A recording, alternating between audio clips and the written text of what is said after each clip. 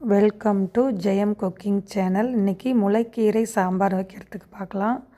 பருப்பை தனியாக வேக வச்சு எடுத்துகிட்டு சின்ன வெங்காயம் தக்காளி ரெடி பண்ணி வச்சுக்கணும். அதில் பருப்பு வெந்ததுக்கப்புறம் அதில் சேர்த்துக்கணும்.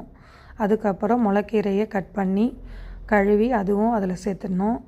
கொஞ்சம் நேரம் கழித்து நம்ம மஞ்சத்தூள், குழம்பு மிளகாய்த்தூள், உப்பு சேர்க்கணும். கொஞ்சம் நேரம் பச்சை வாசனை போகிற அளவுக்கு கொதிச்சோன்னா கொஞ்சம் நேரம் கழித்து புளியை சேர்த்து அதுக்கப்புறம் கொஞ்சம் நேரம் நல்லா கொதிக்க வைக்கணும். சாம்பார் ரெடி ஆகிடும். சூப்பராக இருக்கும். கீரை சாம்பார் என் பையனுக்கு ரொம்ப பிடிக்கும்.